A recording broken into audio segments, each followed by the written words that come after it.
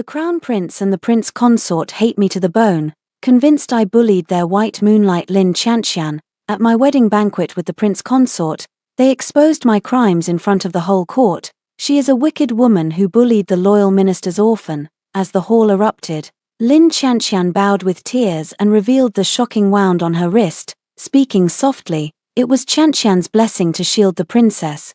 Qianqian dare not harbor resentment. From then on, she became the most pitied noble lady in Great Qi, while I was shamed by all, abandoned by my father the emperor, and ultimately drank a cup of poison that burned my throat and ended my life. When I opened my eyes again, I had returned to the day of my 15th coming-of-age ceremony. Lin Qianqian was pulling me toward the lotus pond, her eyes flashing with malice though a fragile smile hung on her face. If Crown Prince Gij and Shenlang saw you push me into the water, how would they punish you? In my previous life, at the moment the poisoned wine burned through my throat, I clearly saw the crown prince watching my agony with cold eyes, yet gently brushing the stray hair from Lin Qianqian's temple. The prince consort leaned against the doorframe with arms folded, sneering. With my last breath I drew a short knife from my sleeve and stabbed into Lin Qianqian's chest. In the chaos as the two men dragged me away, I managed to slash at them fiercely until blood sprayed and my vision blurred. Now, memories rushed back in an instant. This was the very scene when Lin Qianqian pretended to fall and had me branded a bad seed by the capital's noble families. Seeing I would not speak, she continued to plead, "Don't push me," but the hand gripping my wrist had gone white from force. I couldn't break free, so I lifted my leg and kicked her hard, sending her into the icy lotus pond. "You like taking cold baths, do you?" I sneered. "I'll let you bathe until you tire." The pond water instantly soaked through her dress. She flailed in the water, hair disheveled, a miserable sight, no trace of anything pitiable left. Guests nearby rushed over at the sound. I broke off a red plum branch by the pond, quickly sat down, stretching the branch toward the water with all my might, shouting anxiously, "Miss Lin, swim over here. I'll pull you ashore even if it costs me my life." "Qianqian." Two anxious voices rang out at once, Crown Prince Qiao Yanglin and the future son-in-law Shen Jingzi. The Crown Prince's face was ashen, his gaze like a blade cutting into me. "Qiao Tianjiao, have you lost your mind? Qianqian is the orphan of a loyal minister. How could you do this to her?" I lowered my head, hiding the surging hatred in my eyes, saying nothing. After my mother's death in my previous life, I thought the Crown Prince brother was my last refuge. He was a concubine-born prince, born to a foot-washing maid, hiding and dodging like a rat in the cold palace. I pitied him. When he performed a clumsy trick, I begged mother to raise him at her side and record him as a legitimate son, which led to his present honor.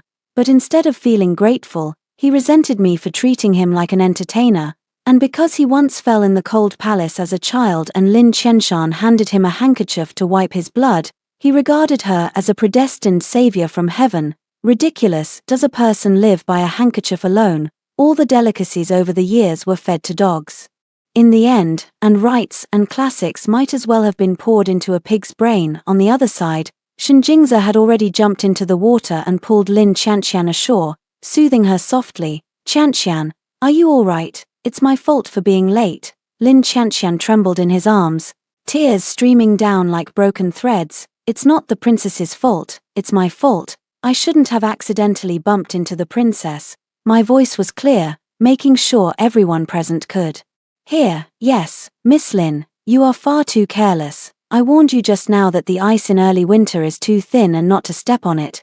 Yet you, curious, insisted on trying it and dragged me along. I did not want to, but you kept pulling, though you knocked me to the ground and it hurt a bit. Fortunately you are unharmed. You are the orphan of a loyal minister. How can you not take care of yourself? Your body and hair are received from your parents. You must never behave like this again. Today is my coming-of-age banquet. If anything had happened to you, I would never be able to atone." Saying this, I covered my face and wiped my tears, crying as if my heart would break. Who among those present was not sharp-minded? The more humbly I apologized, the louder the surrounding murmurs grew, and the more maliciously they glanced at Lin Qianqian with speculation and appraisal. Lin Qianqian was nearly angered into fainting. Qiao Yanglin, seeing her like this, Lin Qianqian, having suffered an injustice, glared at me with brows knit and anger in her eyes. Qiao Tianjiao, do not slander me with false accusations. With the help of a maid, I staggered to my feet, my splendid skirt hem stained with mud. Crown Prince, what you just said is amusing. Tears streamed down my face. But my voice was not the least bit unclear. She was the one who pulled me and then fell into the pool herself. I was on the bank calling for help for her, and all the guests present witnessed it with their own eyes. How is it that when it comes out of your mouth, suddenly all of this becomes my fault? Besides, I shifted my tone and swept my gaze over Shen Jingzi. Mr. Shen, your urgency makes me curious. You and Miss Lin have only just met, so why are you so concerned for her? Could it be that you harbored feelings for her long ago? Shen Jingzi's face stiffened. He was about to defend himself, but I cut him off. If that's the case, I have no wish to snatch love away and become the villain in your story who beats the lovers apart. I will go inform my father the emperor and dissolve our engagement, returning to you your freedom. With that, I turned away in tears. Someone tugged at the hem of my clothes from behind. It was Shen Jingzi. He grabbed my wrist. Tianjiao, there's really nothing going on between me and Miss Lin. The tears I had just held back weren't finished yet. I took advantage of the moment to lift my head, tearful eyes fixed on him. A pleased look crossed his face. I knew it. Tianjia, you still like me. What I said just now was only words in anger. You were simply exhausted from today's banquet. If you're unhappy, go ahead and hit me to let off steam. Looking at his obsequious, ingratiating expression, I felt nothing but disgust. In my previous life he often spoke like this in front of others. Certain I had feelings for him and would tolerate and accommodate him in every way. That way he could deepen others' misunderstanding of my arrogance and tyranny, confirm the slander that I bullied the orphaned son of a loyal minister, and win Lin Qianqian's sympathy for him as the burden-bearing prince consort. What a schemer! Since he's so eager to pick a fight, I'll indulge him. As soon as he loosened his grip on my wrist, I decisively slapped him. Afterward I flexed my wrist, arched an eyebrow at him. I rewarded you, aren't you going to kneel and thank me? Shen Jingzi couldn't believe it. Humiliation and loathing showed in his eyes. Then he lowered his gaze and knelt. Your servant thanks the princess for her favor. In my previous life, just before the wedding, I had a scout report to me. The prince consort and Miss Lin were old acquaintances. Back when Shen Jingzi hadn't reclaimed his family name, he lived with his sister in a poor alley in the capital and once received a bowl of plain porridge given by Lin Qianqian. Later, after Shen Jingzi was poisoned by the Shen family's matriarch, Lin Qianqian, who had gone out to burn incense, saved him from peril, and the two spent a night together in a dark, damp cave. At that time, he vowed to give everything for Lin Qianqian, to lift her up like the moon in the sky. Even if she had to marry the crown prince, he'd willingly be her bridal garments and her ladder to rise. It was such a touching story. Whenever Lin Qianqian hinted that I bullied her, he always believed it without question. So it's no wonder he colluded with the crown prince and quickly formed an alliance to protect Lin Qianqian. I couldn't understand it. I even found it ridiculous. If that's the case, the three of them should have just gone on with their lives quietly, not come provoke me. Yet when I proposed breaking off the engagement they made every excuse, saying I misunderstood, that theirs was merely sibling affection. Right, half-siblings who once spent a night in a cave together. Thinking of this, I let out a cold laugh. When I looked back I saw Shen Jingzi still kneeling on the ground. If he hadn't latched onto me, the Shengshu household would never have acknowledged him. He'd probably be begging in some back alley right now. I raised my foot and stomped on his face. His head was pressed into the bluestone pavement. The peony pattern on my shoe sole left a clear print on his pale cheek. He endured it without making a sound, but he must hate me bitterly in his heart. Never mind debts of past and present lives. I will settle them with you one by one. In front of the Fuguang Palace gate, Baiji was waiting for me. Your Highness, you're back. Seeing me covered in mud, she rushed over. I caught her steadily. Baiji was a beggar girl I picked up outside the palace. Pressed by necessity she learned some clumsy martial moves, and her heart was the truest and kindest. In my previous life, when I was confined by my father the emperor, she was killed by a guard's blade while trying to deliver a message to my grandmother. Blood gushed from her snow-white neck, the glaring red making my eyes ache. Having lived long in the inner palace with no playmates, I had long regarded Baiji as my sister. Baiji, like a dog with a keen sense of smell, circled me 3 times, carefully checking for injuries. When she found me completely intact, she finally breathed a long sigh of relief. "Your Highness, you scared your servant to death. Your servant thought something had happened since you didn't return to the palace for so long." I patted her head and soothed her in a gentle voice. "Nothing much. I just kicked Lin Qianqian into the water," argued with Qiao Yanglin, then slapped that Shen fellow and stomped on his face hard. Baiji was stunned and didn't speak for quite a while. She looked at me with bright eyes full of excitement, joy, and admiration, and gave me a thumbs up. "Long live your Highness." Then she trotted behind me into the palace, muttering along the way, "Should have done this sooner. Next time let me beat them up too." I smiled but said nothing. "Baiji, in my past life I misjudged people. In this life I will protect you and won't let anyone hurt you." After that big scandal last time, Lin Qianqian kept quiet for a long while. I kept my guard down too, spending each day reading scriptures and tending to the plants. One day, Eunuch Li, a favorite at the emperor's side, delivered the emperor's order. A hunt would be held on the 15th of this month, and the sons of noble families and the wives and families of officials would attend.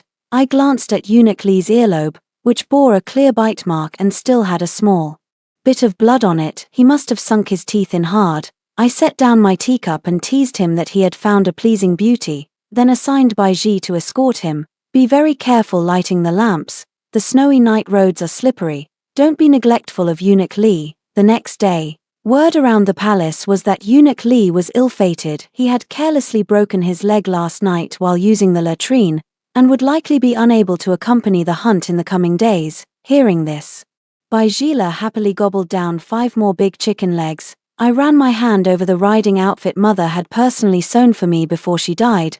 The stage was set. Let's see which play will be performed this time. At the hunt the banners fluttered and the horns thundered across the fields. I wore a bright red riding outfit, a jade belt cinched at my waist, a sword slung at my side, my black hair piled high beneath a golden crown.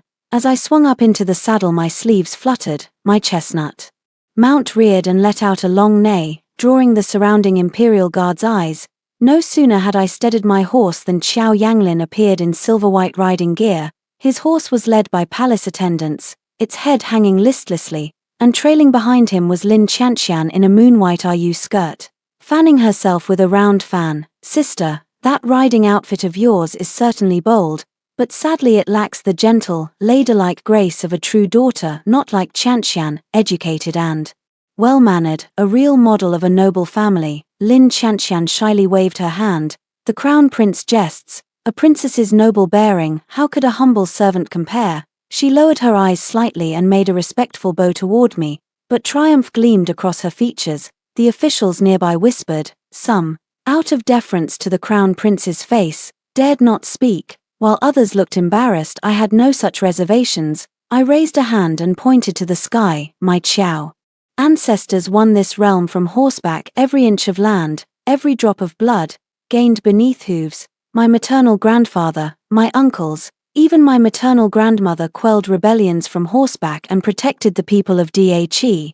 This riding outfit is the emblem of the people's peace and prosperity. How dare you look down upon it?" Before I had finished, the surrounding imperial guards all cupped their hands in salute and cried out in unison, their voices like a bell, "What the princess said is absolutely right."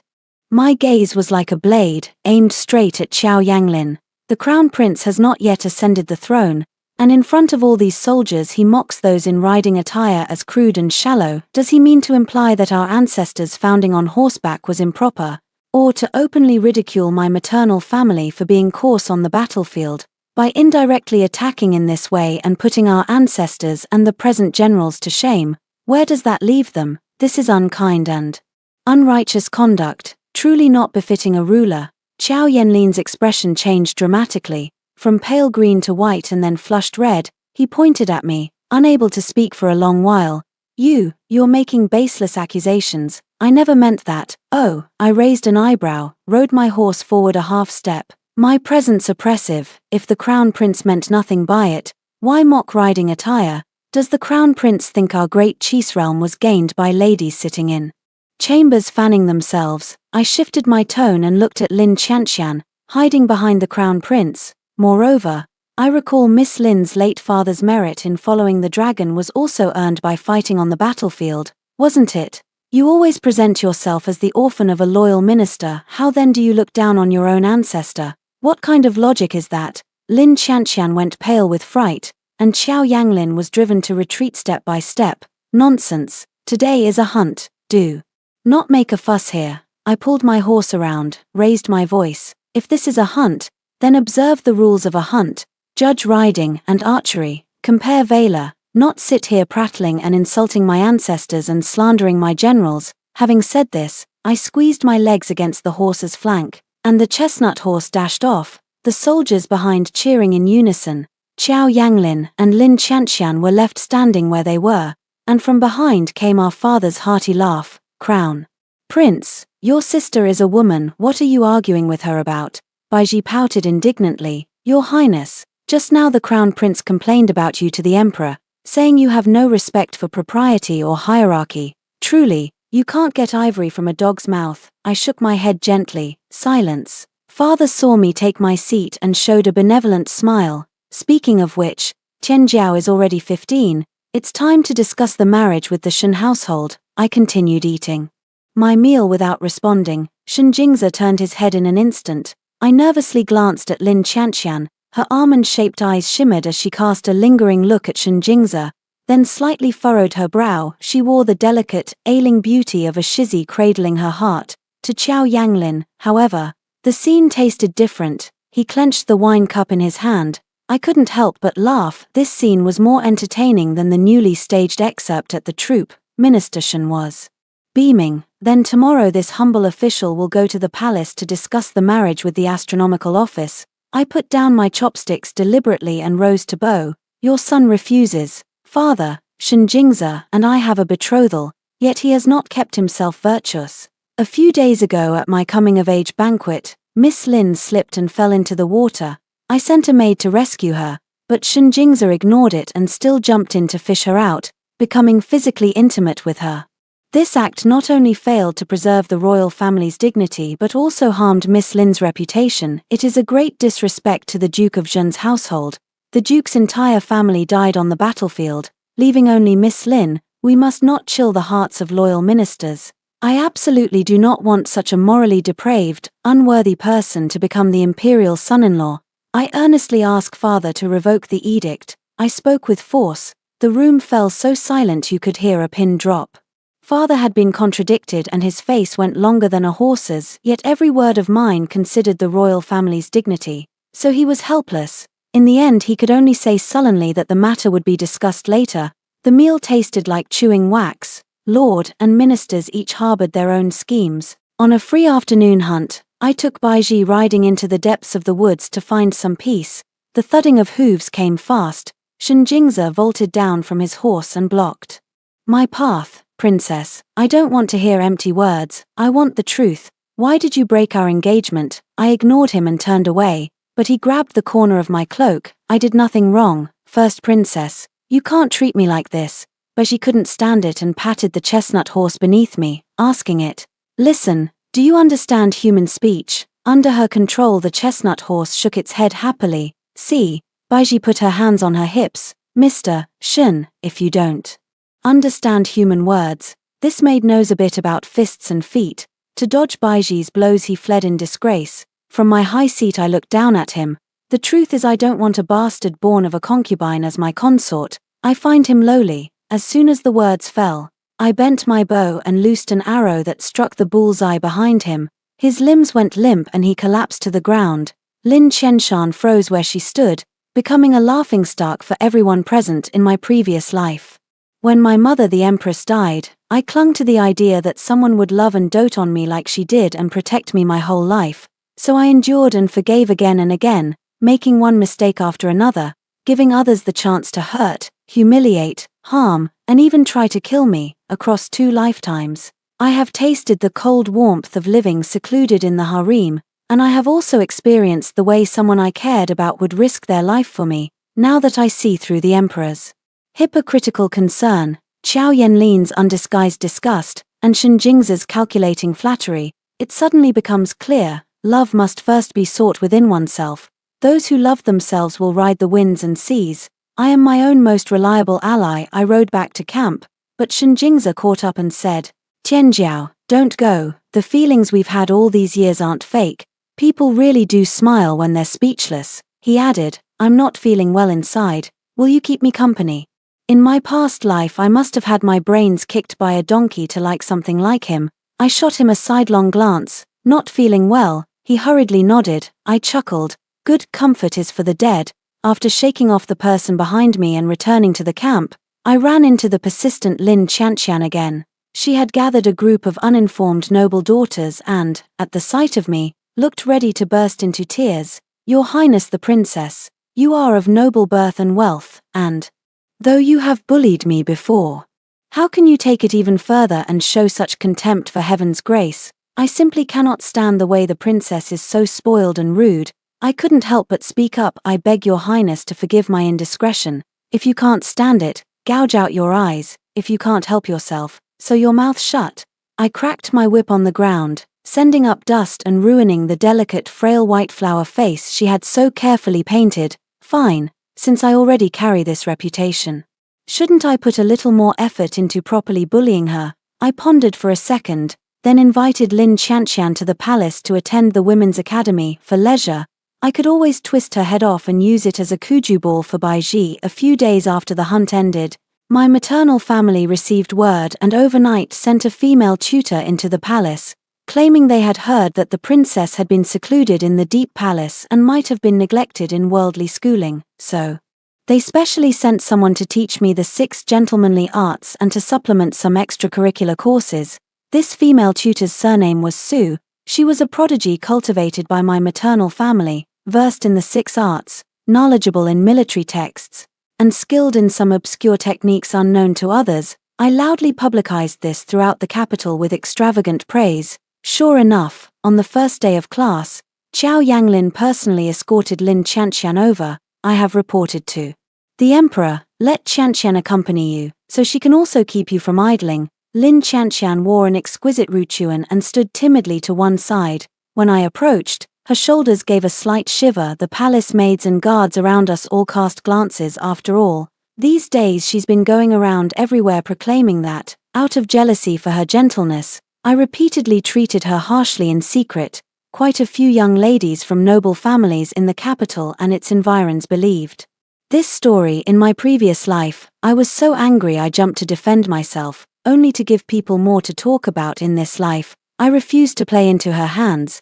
But is it cold, Miss Lin? Ah, it was thoughtless of me. I waved my hand and ordered the little kitchen to stew a huge pot of wild ginseng to restore Lin Qianqian's health, and to force every last drop straight into her mouth. I also had servants bring 5 large basins of charcoal fire, set them around Lin Qianqian, and forbade her to take off the fox fur cloak she was wearing. Before long, the originally pale Miss Lin was pouring with sweat, bleeding from the nose, and fainted. I loudly spread the word that Lin Qianqian was eager to learn, so she had no choice but to force herself to keep coming to the girls' school. Mr. Su stepped forward holding the course list. Today you'll learn riding, archery, and carrying loads. Tomorrow you'll learn how to tame spirited horses. The day after is battlefield poison recognition. 2 days later you'll learn hunting and traps. 3 days later you'll practice setting up camp on horseback. And in your spare time you must diligently practice drawing a bow and steadying your aim. After hearing this, Lin Qianqian's vision went black and she fainted again in a moment of panic. I grabbed the Longjing tea from the table and splashed it onto her face. The tea leaves clung to her wet bangs as the yellow tea liquid smeared her carefully made-up face beyond recognition. Somebody, hurry. Send for the imperial physician. Miss Lin has fainted from overstudying in her lessons. After the imperial physician checked her pulse, his brows remained furrowed. Miss Lin's pulse is steady, healthier than the average woman. By rights she shouldn't have fainted. I immediately retorted indignantly. Are you saying Miss Lin pretended to faint to avoid her lessons? Lin Qianqian had no choice but to slowly come to, but she couldn't even draw the bow. Her arm trembled like a sieve when she drew. The arrow couldn't even hit the edge of the target. Her eyes were rimmed with red from the pain, and the look she gave me was full of resentment and malice. I sat to one side, drew my bow and notched the arrow, and the shot hit dead center. The surrounding guards all shouted their praise in unison. I turned to look at her, smiling with innocent harmlessness. Miss Lin, Everyone in the capital praises you as the orphan of the Duke of Zhengguo's household. I suppose you've inherited your father's and brother's legacy, so you mustn't give up easily, otherwise people will say your reputation doesn't live up to the name. The first move of killing with kindness, set a public benchmark and bind her with the label of a loyal minister's orphan. When practicing mounted archery with a burden, I galloped with a 30-jin sandbag on my back. She had barely taken 2 steps on the horse before she fell off. Her skirt was torn, and her knees were scraped and bleeding in the feral horse taming class. I deliberately had them bring in the 2 wildest-tempered horses. I swung onto the horse and, after a few moves, had it tamed, urging it on with spur and whip.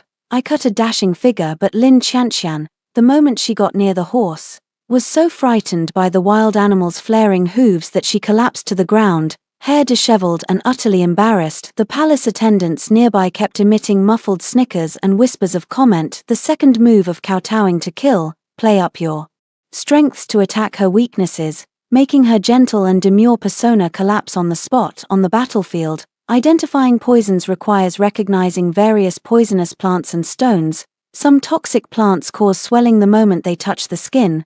Lin Qianqian was pampered and delicate.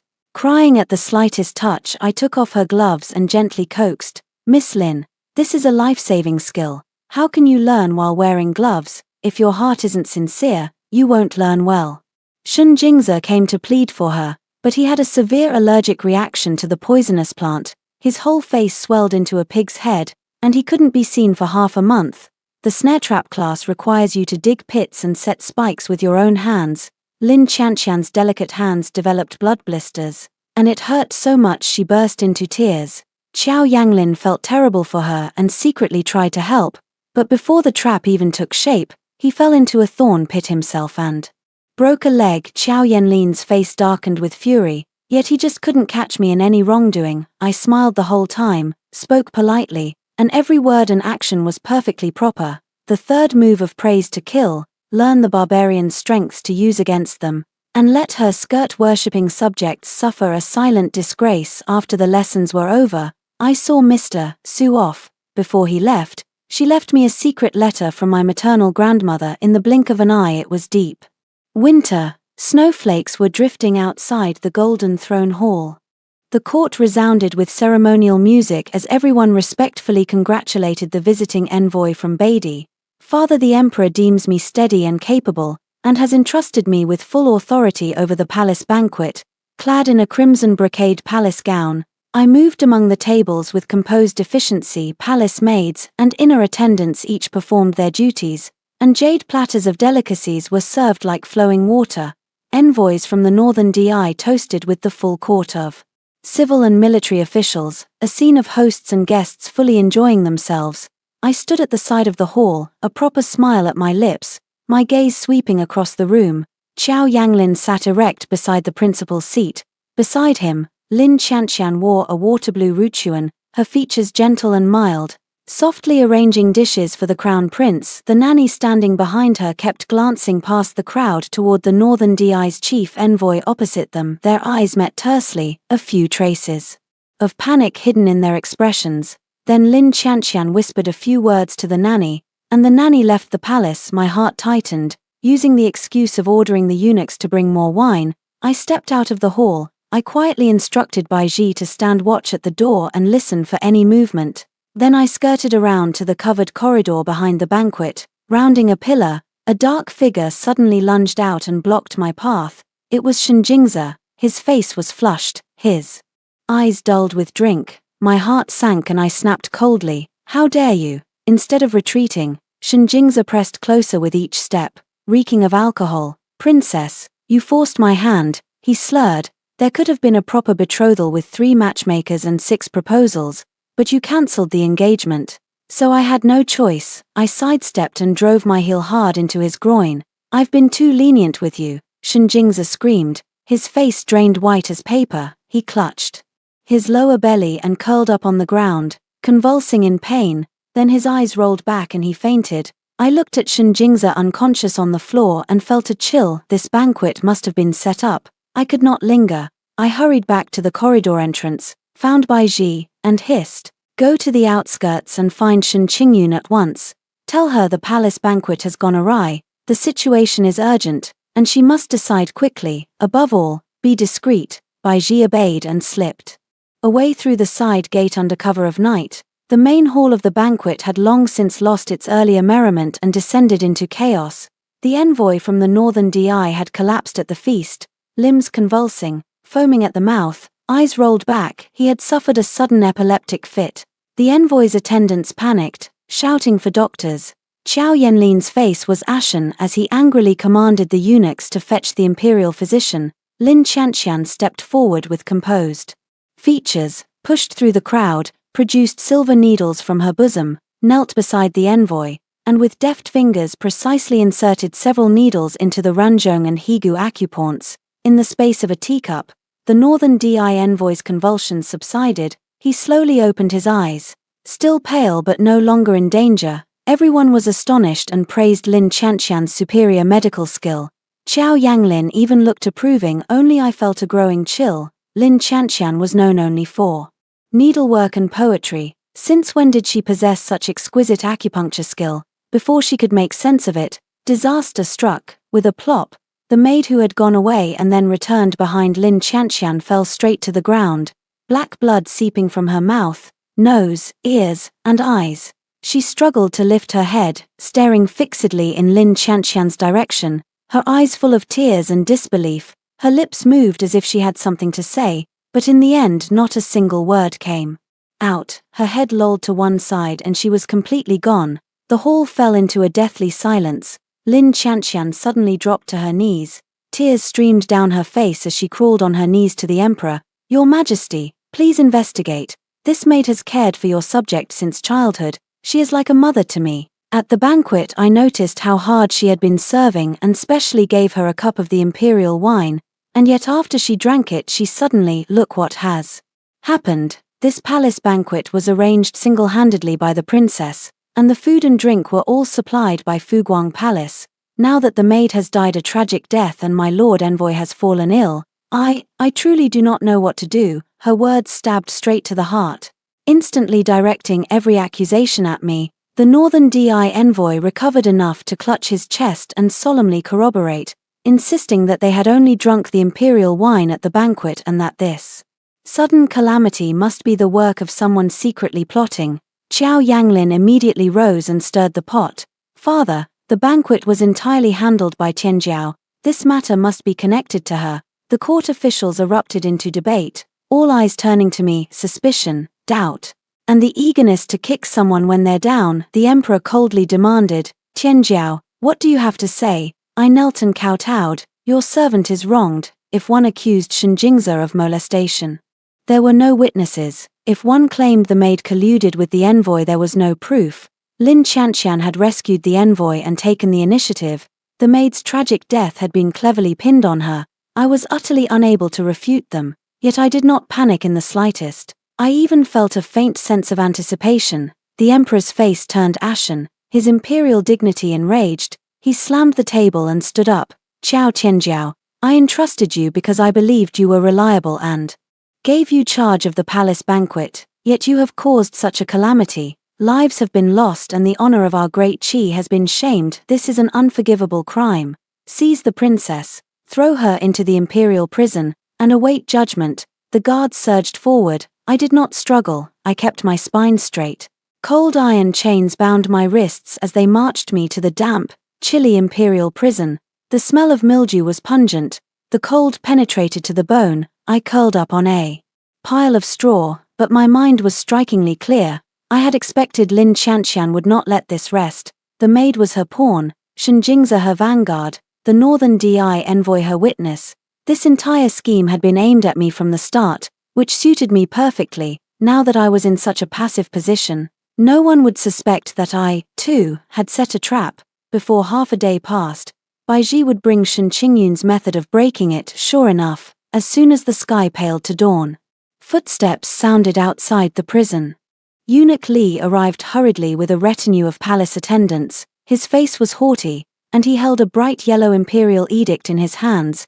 By imperial mandate, the emperor proclaims, Princess Qiao Tianjiao, who arranged the palace banquet that caused this calamity, should by rights be punished by death. Now, having received a private letter of plea from her maternal grandmother and in consideration of the late empress's past favors, her death sentence is commuted, yet while the death penalty is remitted, punishment remains. She is to receive 40 strokes of the court cane and is to proceed immediately to her western fief. By order, I calmly took the imperial edict, your subject will obey the decree. Thinking of my maternal grandmother's secret letter, I couldn't help laughing out loud. At the top were only 2 flourish-filled characters, you dare. Eunuch Lee, however, thought I had gone mad with fear and laughed cruelly. Never expected this, princess, who would have thought, back when you strode into our house so majestically, abducting the many beauties we painstakingly gathered, tying our hands and looking down on us as if we were defective. Did you ever imagine you'd end up like this? I wasn't provoked. I smiled and asked him, how does the piss taste? His face immediately turned a sickly pale mixed with blue. Back then I had told Baiji to teach that eunuch who persecuted an honest woman a good lesson, and Baiji tossed him into the latrine. The man was corpulent. He crawled out and fell back in, over and over, not only filling his mouth with filth but even breaking his leg. Your Highness really had to go this far. Shen Qingyun grasped my hands. Why put yourself through it? One must perform the play all the way. I was lying in the carriage bound for the western border. The weather had turned sharply cold, my wounds hadn't healed, and the jolting, fast-moving carriage made my stomach churn. The warmth in my fingertips slowly spread to my palms. She looked at me with clear, gentle eyes. Shen Qingyun, I called her name. Are you and Shen Jingzi really siblings? Her eyes were deep, a complex, indescribable emotion flashing through them. Back then our mother was deceived by Shen Shongshu's smooth words and bore him a son and a daughter out of wedlock. But for the sake of his future and status, Shen Shongshu abandoned the 3 of them in an instant. On the night he married a noblewoman, drums were beaten and the town emptied. In celebration, it was on such a cold winter day that their mistress mother walked out of the house and never returned. From then on, Shen Qingyun shouldered the responsibility of raising her younger brother, single-handedly bringing him up, teaching him poetry and letters, instructing him in morals, staying up late for him, writing the brilliant policy essays that astonished the court on his behalf, and finally winning me over. With my help, Shen Jingzi acknowledged his lineage, entered the minister's residence, deliberately drew close to me, became betrothed to me, and became my prospective son-in-law. The moment I learned the truth, years of doubt in my heart unraveled. Those practical statecraft essays should never have been written by a petty sycophant like Shen Jingzi.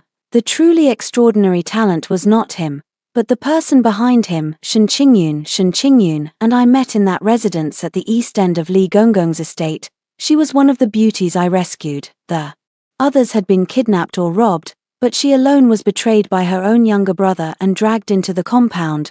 Also Lin Qianqian could win a royal match future granted by the emperor for the crown prince.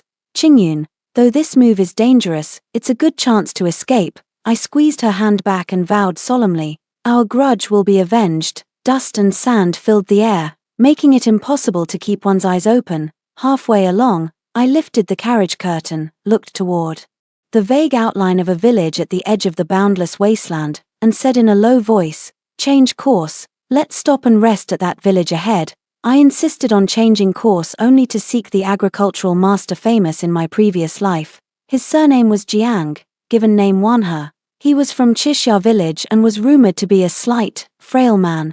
On the western frontier the yellow sand blew everywhere and the land was barren. The people lived with their faces to the earth and their backs to the sky for generations, yet couldn't raise even a grain. Famine had raged for years, corpses lay everywhere, livelihoods collapsed, and suffering was unbearable. In my past life I was trapped in the inner palace and learned of Master Jiang's renown late. Just as I sent someone to find him, word came that he had transcended and become an immortal. Claims that he had joined the ranks of immortals were nonsense. I scoffed inwardly. He must have been framed, most likely by local officials setting a poison trap.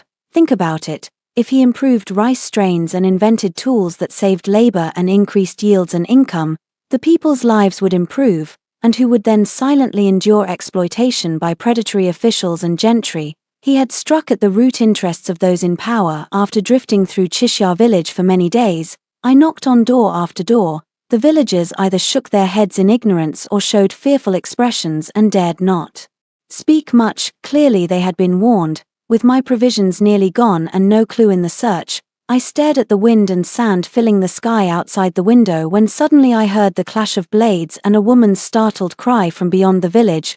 Baiji drew her sword and rushed out. A group of black-clad assassins had surrounded a woman in coarse hemp clothing. She was slight, with delicate features, holding a rust-streaked cleaver. Her movements were nimble, but she could not withstand the numbers closing in. A blade had already struck her shoulder and fresh blood stained the rough cloth.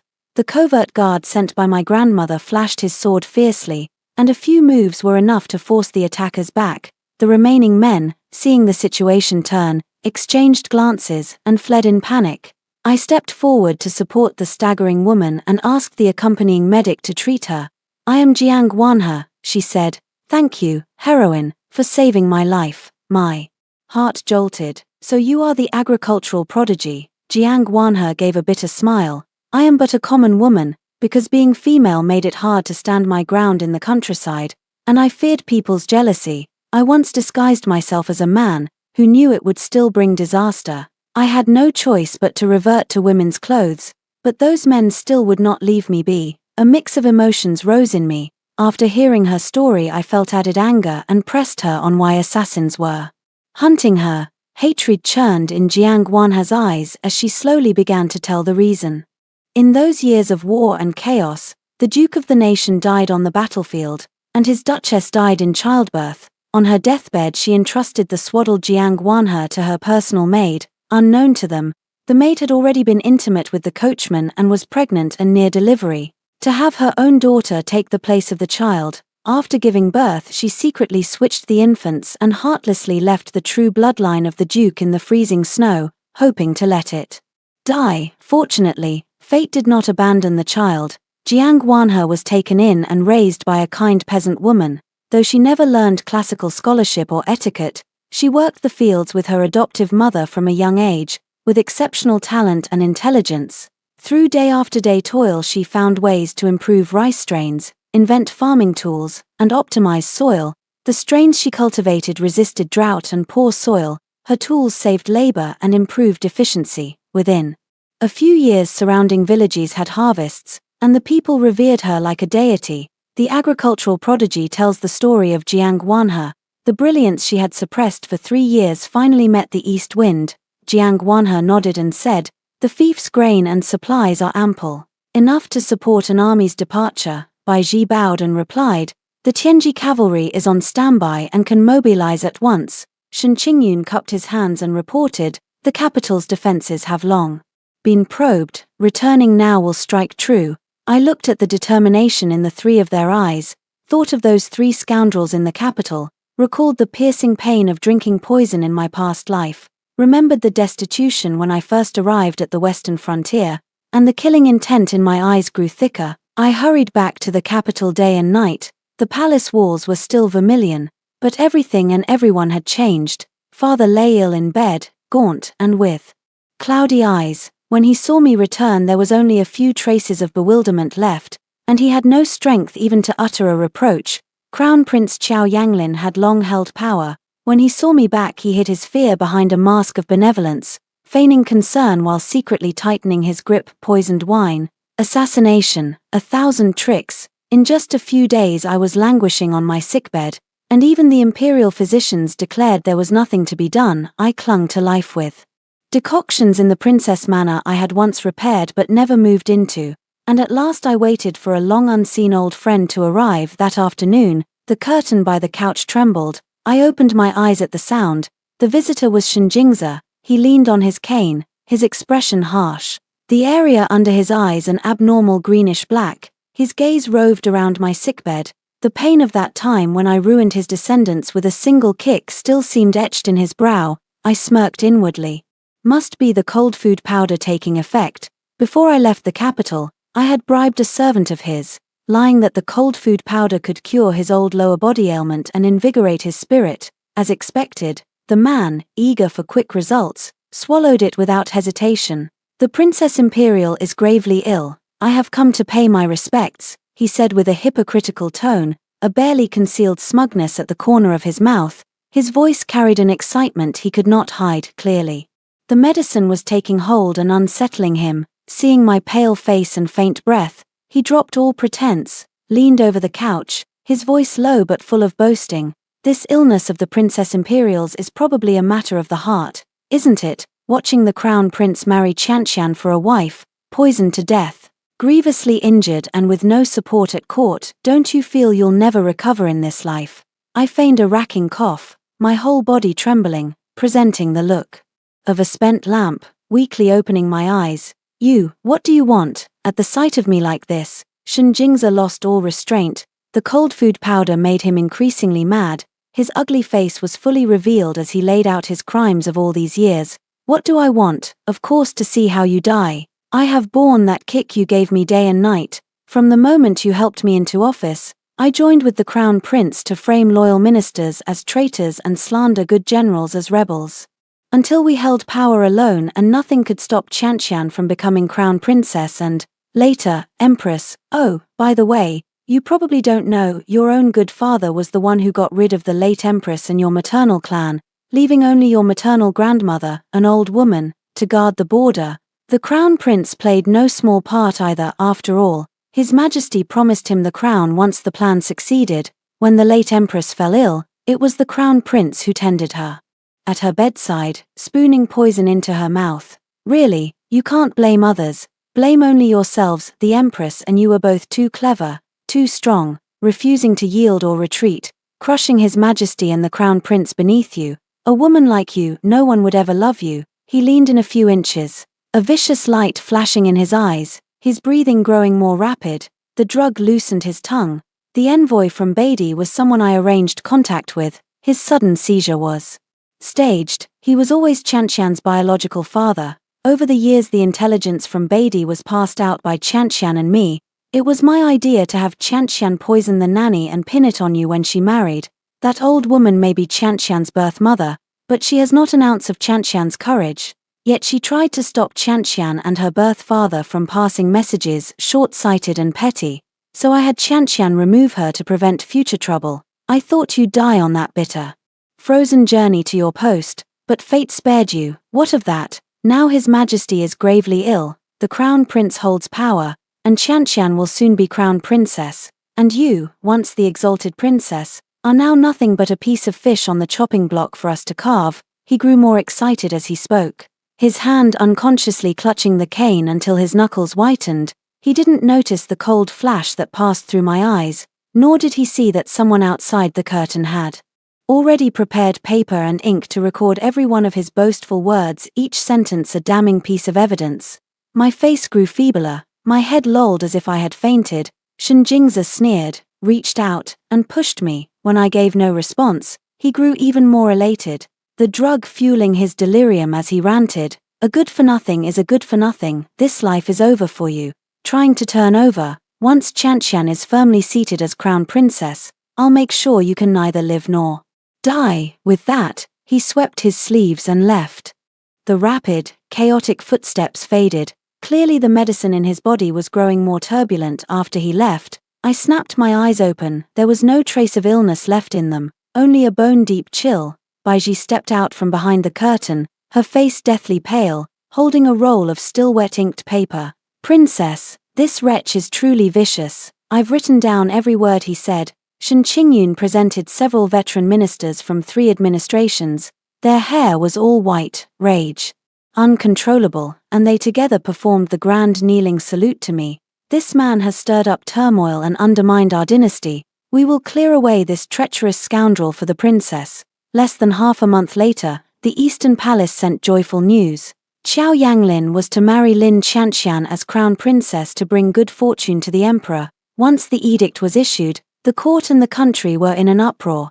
Everyone knew that although Lin Qianqian was the orphan of a loyal minister, the Duke of Zhengguo's household had already fallen. Her talent and looks were nothing special, and it was only because of the crown prince's favor that she had come this far. Moreover, the emperor was gravely ill and should be cared for as a filial duty. Using marriage to bring luck was truly a desperate measure, and arranging it so hastily seemed excessive.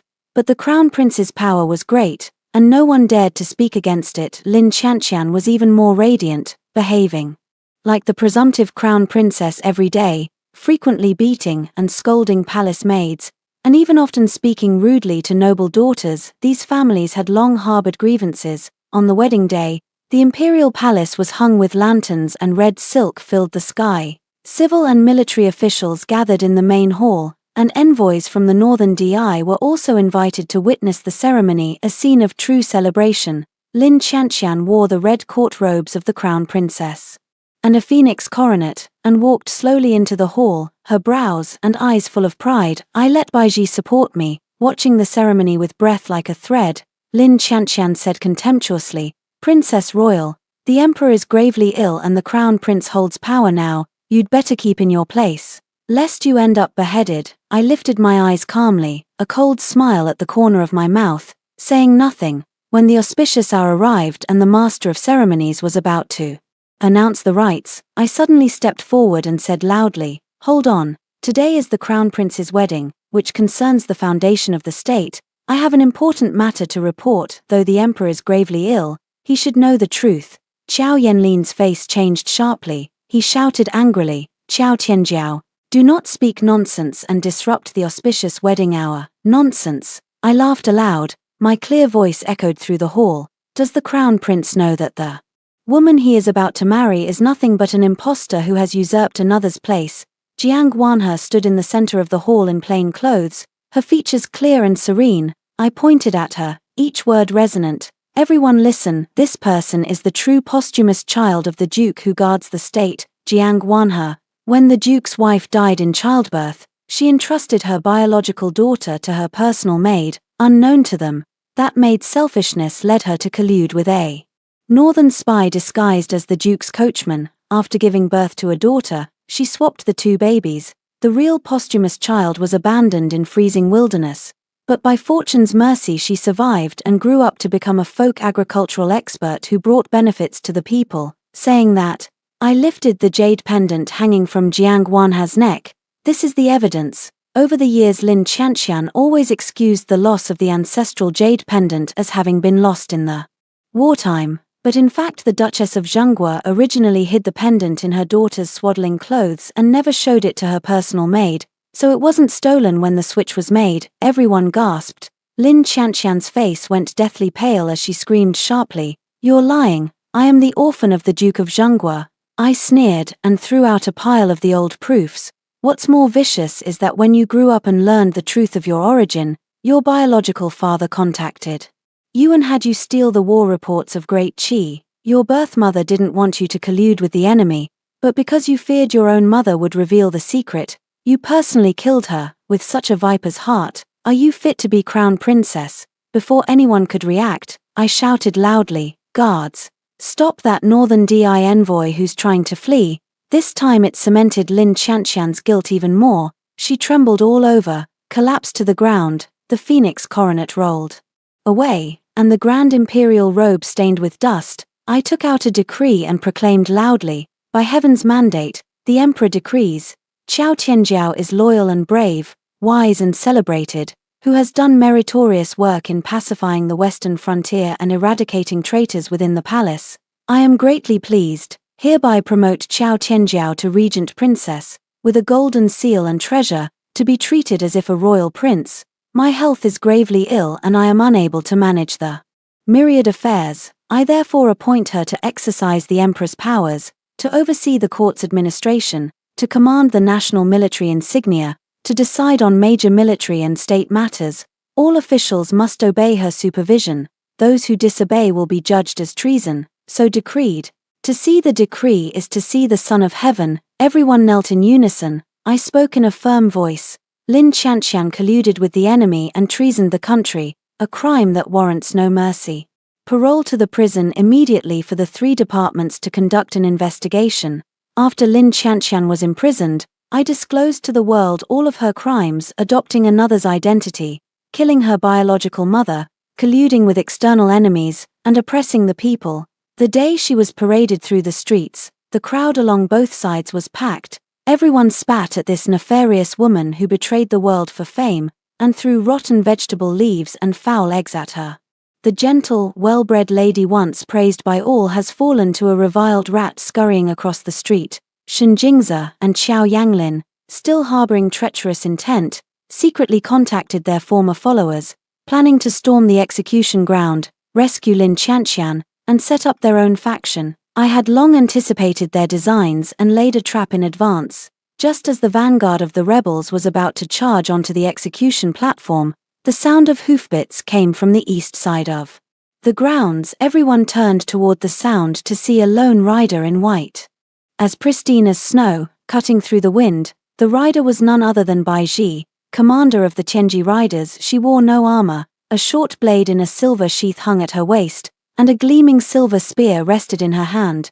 Behind her, the Tianji riders surged forth like drawn swords, the crisp clatter of dark armor ringing in unison. Bai Ji charged forward like a lone horse leading the way, her silver spear thrusting into the rebel ranks, each move striking straight at vital points.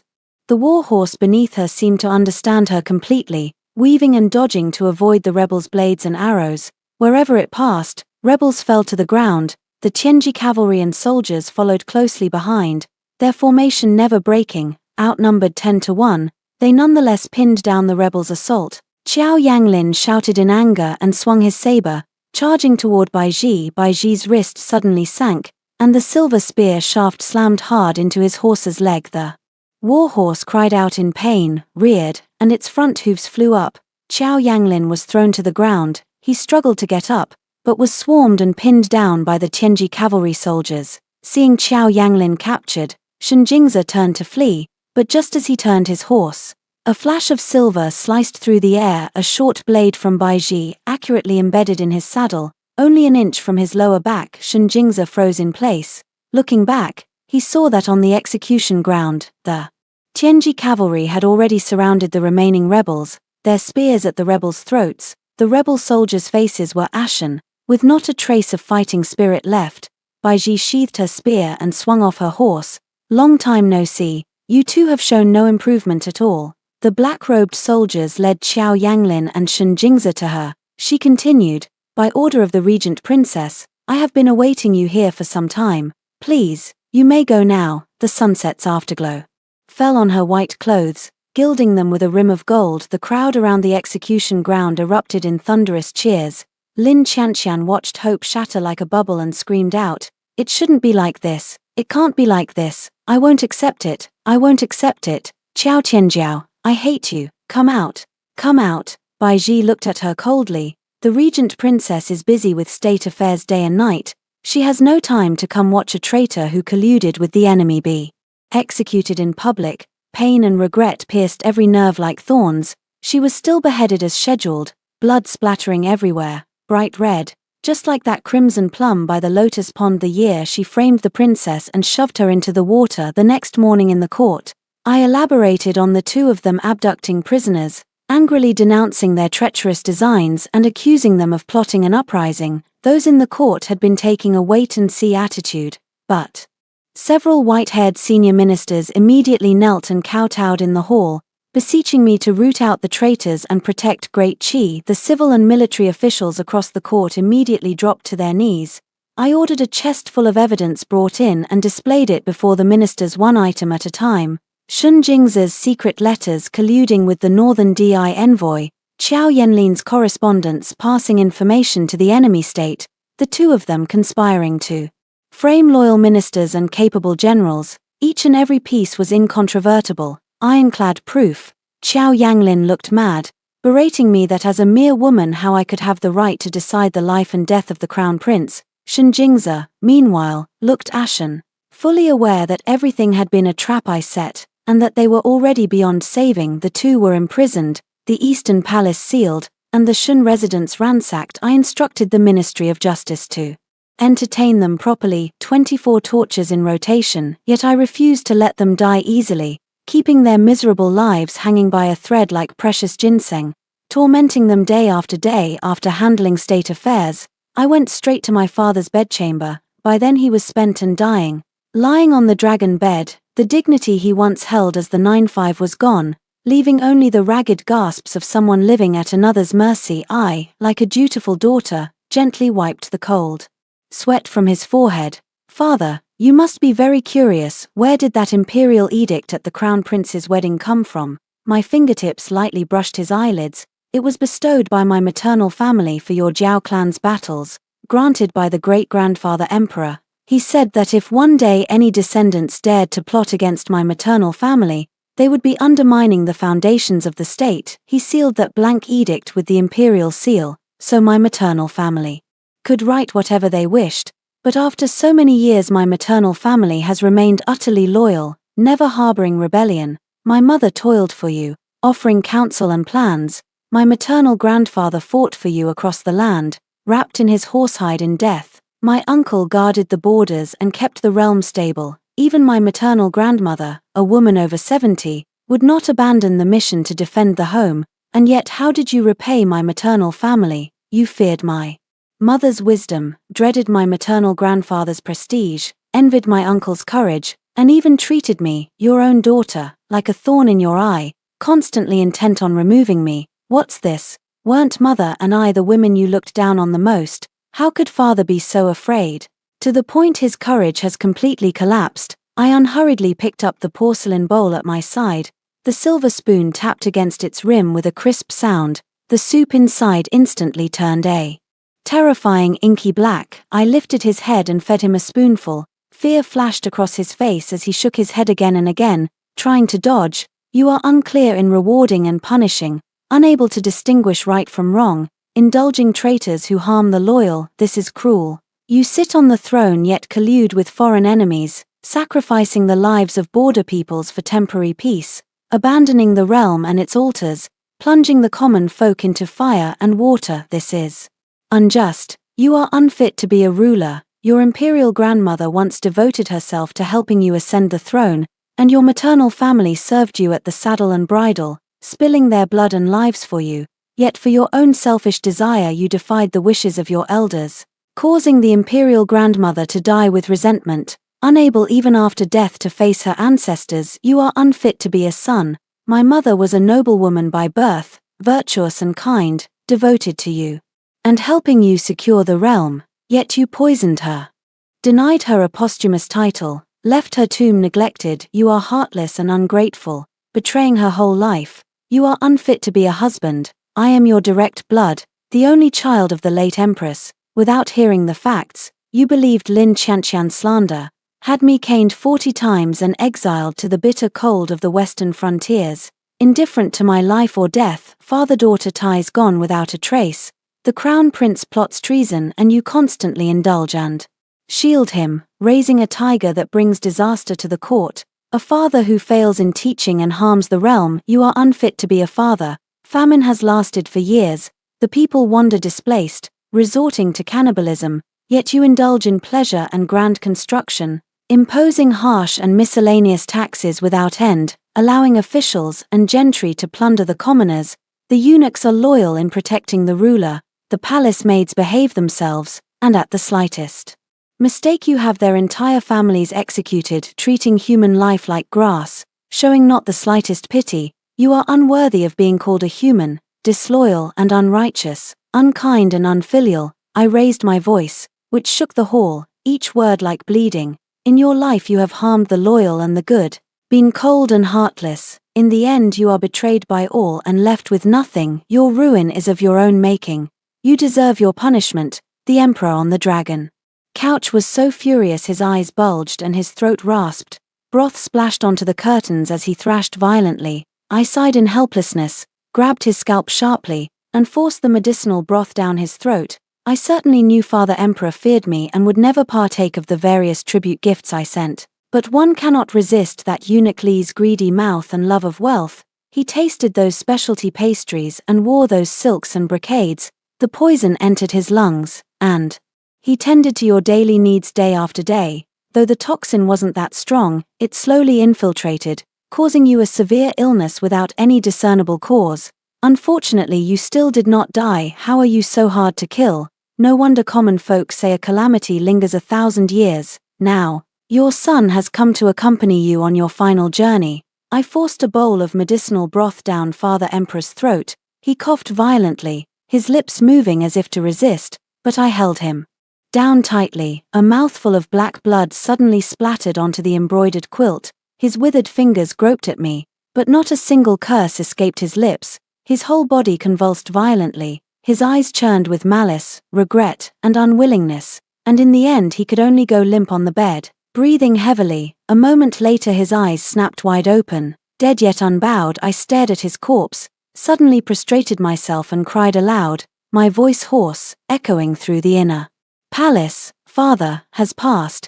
Claiming to act under the late emperor's will, I ascended the throne and became the first empress of Greater Qi. At the enthronement ceremony I wore the dragon robe and imperial crown, stood atop the hall of supreme harmony, accepted the court's kowtows, and vowed to govern with diligence and restore peace and prosperity to Greater Qi.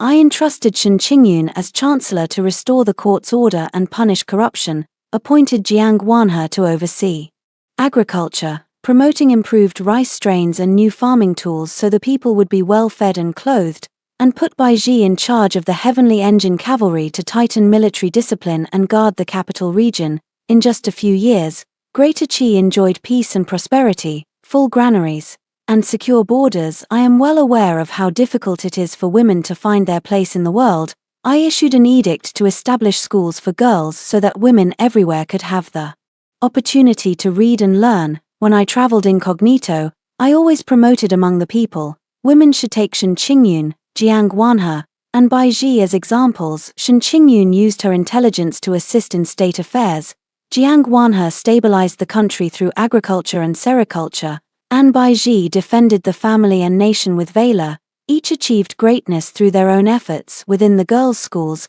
countless women studied diligently through hardship, some entered government service, some devoted themselves to agriculture and sericulture research, and some joined the military. Each shone and made contributions in her own field. The old-fashioned idea that a woman's lack of talent is a virtue gradually faded, and the women of Great Qi came to take pride in self-reliance and strength. Standing at the highest point of the palace and looking over the vast rivers and mountains, I thought of my brutal death in a past life, of my concealment and struggle in this one, and felt the burden on my shoulders grow heavier while my resolve only deepened.